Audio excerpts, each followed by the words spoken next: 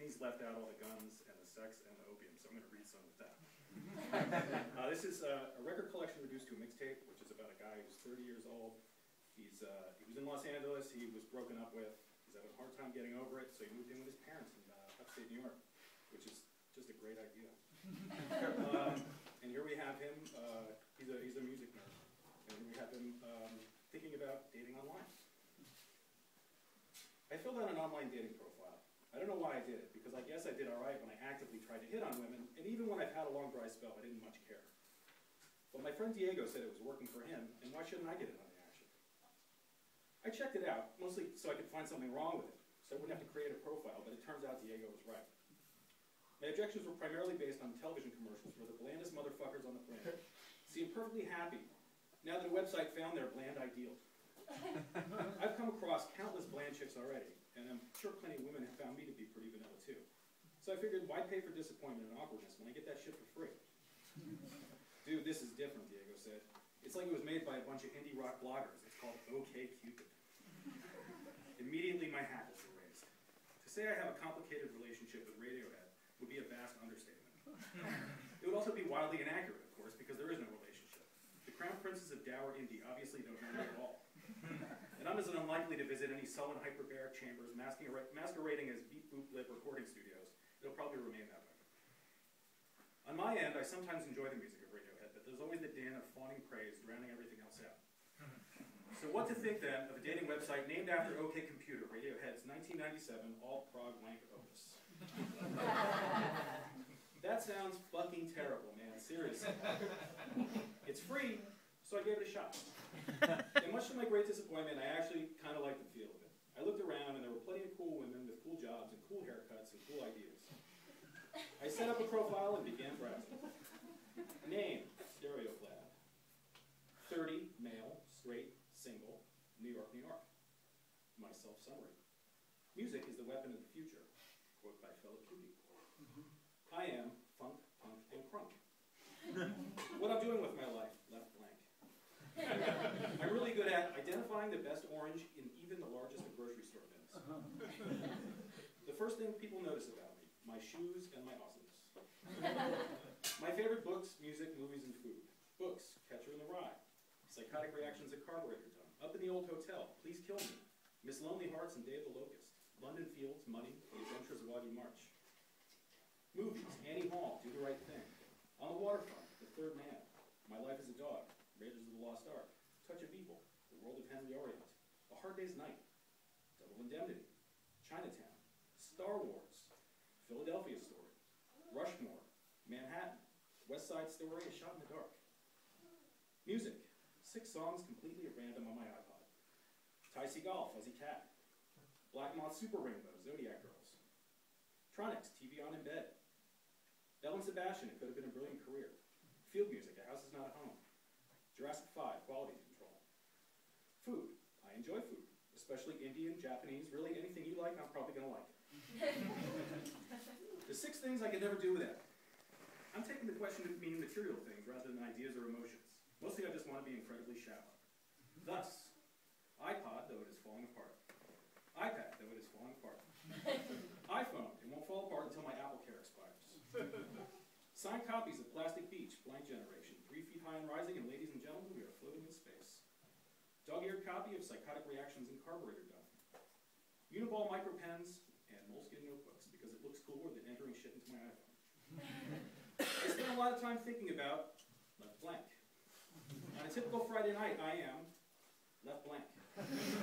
The most private thing I'm willing to admit, left blank. Ethnicity, white. Height, 6 feet. Body type, fit. Smokes, no. Drinks, socially. Drugs, left blank. Religion, agnosticism, but not too serious about it. Sign, Gemini, but it doesn't matter. Education, graduated from college university. Job, artistic, musical writer. Income, rather not say. Children, doesn't want children. Pets, likes dogs and dislikes cats.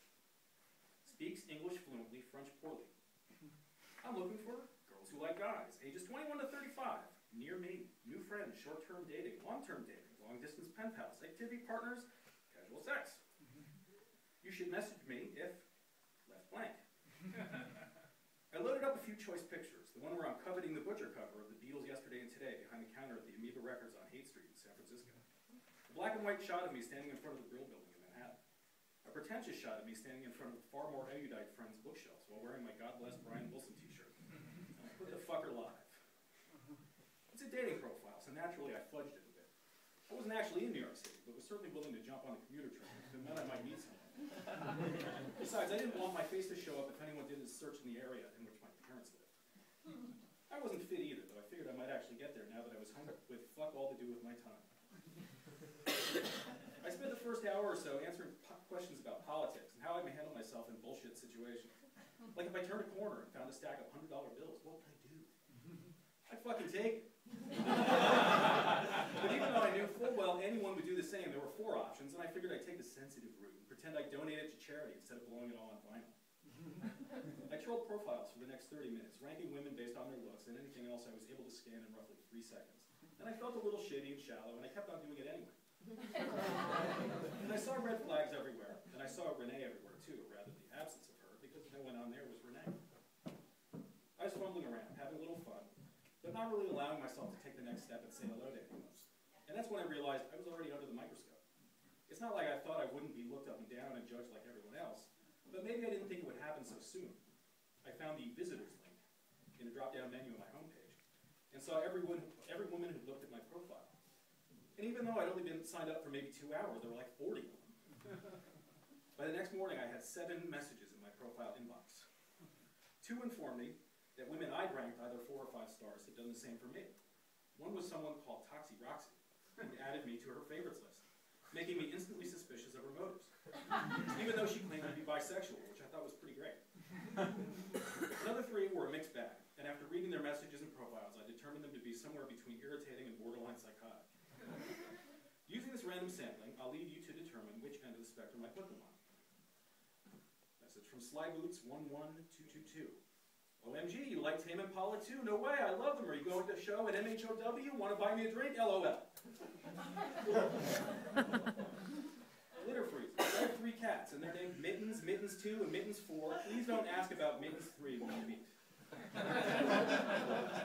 Bare to the bone. So I got out of the car, made sure no one was around, and dropped a bag of dog shit into his mailbox. The 7th message was from a woman called Signed BC. Play on a song by Love, the seminal 60s Los Angeles group, which only gained fame years after half of them were dead or in prison, and the other half in and out of rehab. Street cred forever guaranteed. Our conversation began with promise. Signed BC. My apartment is small, though it's my own fault for being a completist record collector. I've got an entire shelf dedicated to post-big band, pre-fusion jazz we're running out of. Stereo Blast. I got more Impulse era Coltrane than almost anyone except the Beatles. Signed BC. As well you might. Predictably, we quickly moved to more intimate realms. Signed BC. Top 5 best makeout albums not featuring Marvin Gaye. Go! Stereo Blast. What song was playing when you lost your virginity? Signed BC. Have you ever gotten off at a live show? Which band was it? There was something pure and beautiful and appealingly weird about our conversation, and we weren't in a hurry to spoil it by moving it into a different medium. Logging into OkCupid, I'd see that I had messages, and if it was someone other than her, I'd ignore it completely. And if it was from her, I'd read it at least half a dozen times, trying to convince myself she was for real. We didn't talk on the telephone, and even though it would have been easy enough to arrange, we didn't try to meet in person. I didn't even know her name. Signed BC. What are your desert island discs? Which way was I going? Have you ever worn a concert t-shirt so long it fell apart? Signed BC. He's pushing 70 and collects knives, but I have the dirtiest fantasies about Keith Richards. But before long, cracks began to show. Signed BC. I think Coldplay are pretty underrated.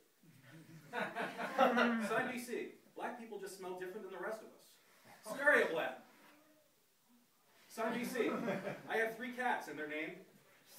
For the next week, messages continued to trickle in. I became more discouraged every time I clicked one open. They weren't all crazy or boring or lousy with cats. Some of them were sexy and smart and sarcastic. They were just the wrong sexy, smart, and sarcastic. I didn't even know what I was looking for, but that didn't stop me from trying either. I'd scroll through the recent visitors to my profile, look over to check them out, enjoy the voyeuristic thrill of knowing that they would know that I checked them out. But it didn't last. None of it lasted. I was chum in the water, and I didn't know what to think of that. I thought about deleting my profile before it got out of hand, and that's when I heard from Ingrid.